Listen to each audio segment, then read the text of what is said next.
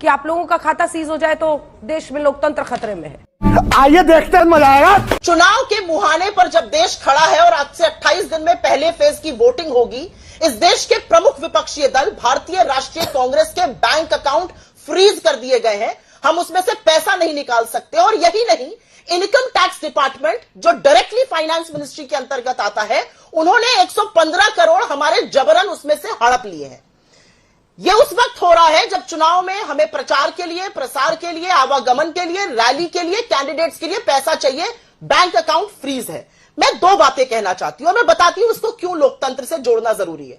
मेरा आपका कोई पुरानी लड़ाई है अंजना जी, हमारी कभी बहस हो गई, मुझे आपके खिलाफ या आपको मेरे खिलाफ पुलिस एक्शन लेना था। अब मैं वोटिंग के लिए जा रही हूं, जिस दिन आप उसी दिन पुलिस एक्शन ले लेती हैं, तो मैं वोटिंग में नहीं जा पाती हूं, मैं पुलिस एक्शन में के अंतर्गत आ जाती हूं। तो प्रोसेस जो है ना, वो सोच समझ के किया गया है। ये 4 साल पुराना केस था। बैंक अकाउंट तो पहले ही फ्रीज हो सकते थे। ये पैसा जो डिमांड का के नाम पर हड़पा जा रहा है, ये पहले लिया जा सकता था। और आपने एक बात बिल्कुल सही कही थी, हम कोई अलग हैं? बिल्कुल नहीं, हम बिल्कुल खासदार नहीं है, हम बिल्कुल आम हैं। और इसीलिए मैं आपसे पूछना चाहती हूं कि अगर आपके इनकम टैक्स में या मेरे इनकम टैक्स में या इस पैनल के किसी भी इनकम टैक्स में डिस्क्रिपेंसी होती है, कोई डिमांड आती है जिसको मैं कॉन्टेस्ट करती हूं, तो उसका सीधा सा इनकम टैक्स एक्ट के अंतर्गत प्रोविजन है, 20% पैसा जमा करो और सारा केस लड़ो। ये सब करते हैं, ये आप भी करती है, ये मैं भी करती हूं। ये इनकम टैक्स असेसमेंट ऐसे ही होता है। अगर 135 करोड़ का ही 20% जमा करें तो 27 करोड़ जमा कर लेते हैं। ये एक के बाद एक हमारा हड़प क्यों रहा है पैसा, ये मैं समझना चाहती हूं। इन्होंने हमारे बैंक अकाउंट कैसे सीज कर दिए। और अगर कोई 6 साल के भी बच्चे से आप पूछेगा तो वो बताएगा कि किसी भी चुनावी तंत्र के दौरान, चुनाव से 4 हफ्ते पहले अगर सबसे प्रमुख विपक्षीय दल के बैंक अकाउंट को सीज किया जाता है और अगर यह अलोकतांत्रिक और अगर यह लेवल प्लेइंग फील्ड को डिस्ट्रॉय और डिसरप्ट और खत्म, बर्बाद नहीं कर देता है, तो क्या करता है, मैं ये पूछना चाहती हूं। और मैं एक बात छोटी सी कह के जय हिंद दोस्तों, स्वागत है आपका अपने यूट्यूब चैनल में एक बार फिर से। फ्रेंड्स, आज की जो डिबेट है बहुत ज़्यादा इंटरेस्टिंग डिबेट है। किस तरह से कांग्रेस की प्रवक्ता सुप्रिया श्रीनेत ने उन्होंने बीजेपी प्रवक्ता को किस तरह से धोया, इस वीडियो में हम देखेंगे। चलो वीडियो देख लेते हैं, बाद में वीडियो के बारे में हम बात करेंगे। भुगतना पड़ता है, इसमें आप कैसे स्पेशल है क्या कि आप लोगों का खाता सीज हो जाए तो देश में लोकतंत्र खतरे में है। आइए देखते हैं, मजा आएगा। चुनाव के मुहाने पर जब देश खड़ा है और आज से 28 दिन में पहले फेज की वोटिंग होगी, इस देश के प्रमुख विपक्षी दल भारतीय राष्ट्रीय कांग्रेस के बैंक अकाउंट फ्रीज कर दिए गए हैं। हम उसमें से पैसा नहीं निकाल सकते। और यही नहीं, इनकम टैक्स डिपार्टमेंट जो डायरेक्टली फाइनेंस मिनिस्ट्री के अंतर्गत आता है, उन्होंने 115 करोड़ हमारे जबरन उसमें से हड़प लिए हैं। यह उस वक्त हो रहा है जब चुनाव में हमें प्रचार के लिए, प्रसार के लिए, आवागमन के लिए, रैली के लिए, कैंडिडेट्स के लिए पैसा चाहिए। बैंक अकाउंट फ्रीज है। मैं दो बातें कहना चाहती हूं और मैं बताती हूं उसको क्यों लोकतंत्र से जोड़ना जरूरी है। मेरा आपका कोई पुरानी लड़ाई है अंजना जी, हमारी कभी बहस हो गई, मुझे आपके खिलाफ या आपको मेरे खिलाफ पुलिस एक्शन लेना था। अब मैं वोटिंग के लिए जा रही हूं, जिस दिन आप उसी दिन पुलिस एक्शन ले लेती हैं, तो मैं वोटिंग में नहीं जा पाती हूं, मैं पुलिस एक्शन में के अंतर्गत आ जाती हूं। तो प्रोसेस जो है ना, वो सोच समझ के किया गया है। ये 4 साल पुराना केस था। बैंक अकाउंट तो पहले ही फ्रीज हो सकते थे। ये पैसा जो डिमांड का के नाम पर हड़पा जा रहा है, ये पहले लिया जा सकता था। और आपने एक बात बिल्कुल सही कही थी, हम कोई अलग हैं? बिल्कुल नहीं, हम बिल्कुल खासदार नहीं है, हम बिल्कुल आम हैं। और इसीलिए मैं आपसे पूछना चाहती हूं कि अगर आपके इनकम टैक्स में या मेरे इनकम टैक्स में या इस पैनल के किसी भी इनकम टैक्स में डिस्क्रिपेंसी होती है, कोई डिमांड आती है जिसको मैं कॉन्टेस्ट करती हूं, तो उसका सीधा सा इनकम टैक्स एक्ट के अंतर्गत प्रोविजन है, 20% पैसा जमा करो और सारा केस लड़ो। ये सब करते हैं, ये आप भी करती है, ये मैं भी करती हूं। ये इनकम टैक्स असेसमेंट ऐसे ही होता है।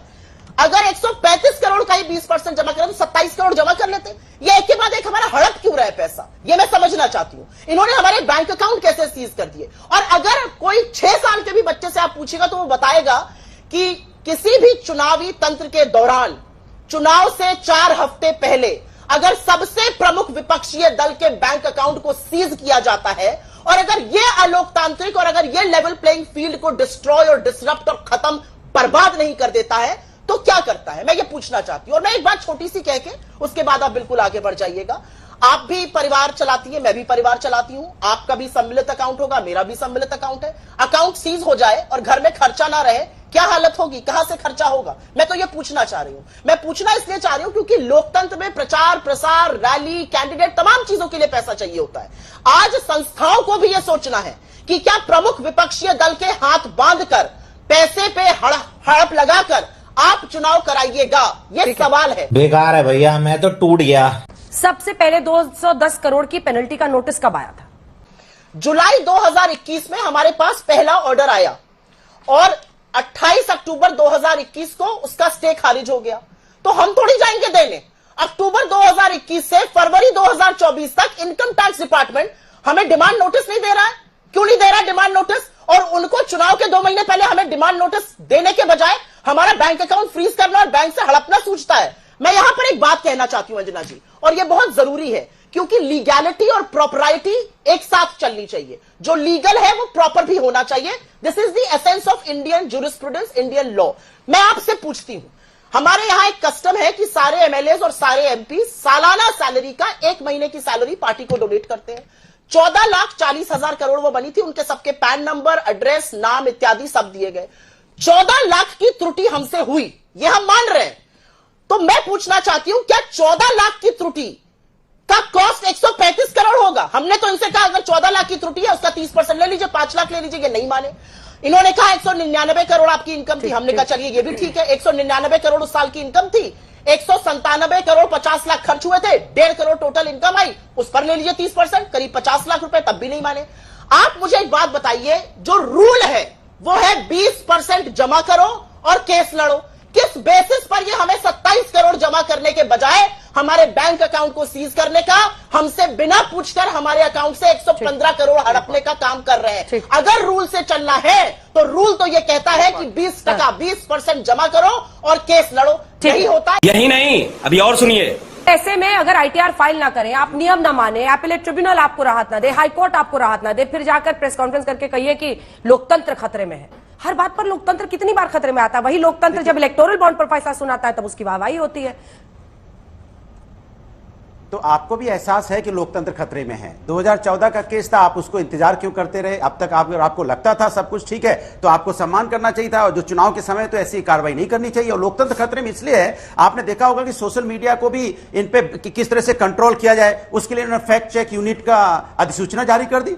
वो इसलिए कि आम जनता उसमें अपनी बात रखती है, गांव गरीब किसान उसमें अपनी बात रखता है सोशल मीडिया पे। वो बात चूंकि जनता तक ना पहुंची इसलिए आप उस पर भी कंट्रोल करना चाहते थे। फिर माननीय सर्वोच्च न्यायालय ने उसको रोका, ये तो करना चाहते थे। फिर इन्होंने क्या किया, इलेक्टोरल बॉन्ड की बात देखिए, लोकतंत्र खतरे में क्यों नहीं होगा? आप स्विस बैंक से 100 दिन में लाने की बात करते थे, हम काला धन ले आएंगे। यहां एसबीआई से पैसा किसने, कितना चंदा किस पार्टी को कब दिया, तब एसबीआई के माननीय सर्वोच्च न्यायालय के आदेश से एसबीआई बताती है। क्या लोकतंत्र खतरे में नहीं है? लोकतंत्र खतरे में तो तब आ जाता है ना जब चंडीगढ़ में आप मेयर के चुनाव में वोट की चोरी होती है, तब भी सर्वोच्च न्यायालय जाना पड़ता है। तब सर्वोच्च न्यायालय कहता है नहीं, जो मेयर चुना गया वो गलत चुना गया है। और अचानक आप सरकारी एजेंसियों का दुरुपयोग अगर किसी के खिलाफ, तो विपक्षी नेताओं के खिलाफ हो रहा है, तो क्या लोकतंत्र खतरे में नहीं है? आप बताइए किस सरकार, जो भारतीय जनता पार्टी के कितने % नेता है जिनके ऊपर में एजेंसी कार्रवाई कर रही है? फिर चुनाव का वक्त आ गया, अब विपक्ष की जो पार्टियां हैं उसका अकाउंट सीज कर रहे हैं आप। भाई ये तो अगर इस तरह से आप देखें कि चुनाव में अगर आप थोड़ी सी अपनी इंसान वो भी दिखाते कि नहीं हम सब भारतीय हैं और हमें सामने बराबर की लड़ाई लड़नी है, और आप कहते हो हम 400 पार जीतेंगे, जो 400 के ऊपर जीतने वाले हैं, तो इसके मतलब जो 400 के ऊपर की बात आप करते हो, 400 पार आपके मन में चोर है, 400 पार है ही नहीं,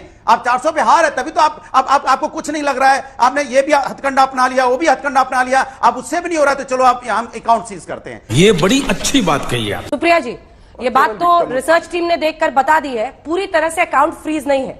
115 करोड़ का लेन है जो कि आपको वहां पर रखना होगा, क्योंकि इस तरह की पेनल्टी लगी हुई है। और ये इनकम टैक्स एपेलेट ट्रिब्यूनल ने भी अपनी तरफ से सफाई दी है। फिर बार बार ये कहना कि अकाउंट फ्रीज कर दिया है, क्या ये गलत झूठ बोलना नहीं है जनता के सामने? आपके साथ मैं हूं अंजना।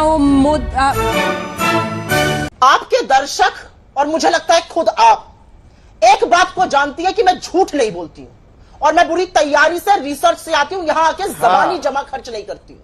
इस बात को अगर आप दिल पर हाथ रख के कहिएगा तो आप भी उसकी साक्षी है। मैं झूठ नहीं बोलती हूं, मैं यहां आके बरगलाने की, भ्रमित करने की बातें नहीं करती हूं, जुमले नहीं फेंकती हूं, रिसर्च करके आती हूं। आपका और आपके दर्शकों का टाइम बर्बाद करने नहीं आती हूं, यह आप भी जानती हैं। मुझे इसमें ना किसी से सर्टिफिकेट चाहिए ना मैं इसका जवाब।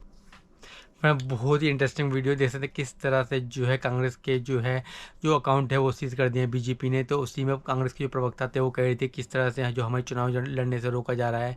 तो बहुत ज़्यादा इंटरेस्टिंग डिबेट थी। आई होप आपको भी डिबेट पसंद है। आपको डिबेट पसंद है तो वीडियो को लाइक करें। अगर चाहते इस टाइप की वीडियो आपके लिए और है तो मैं सपोर्ट कर सकते हैं। सपोर्ट करने के लिए हमारा चैनल सब्सक्राइब कर सकते हैं। इस वीडियो को पेंड करते हैं। नेक्स्ट वीडियो मिले किसी नेक्स्ट टॉपिक के साथ। तब तक बहुत सारा ध्यान रखिए। तब तक के लिए जय हिंद, जय भारत।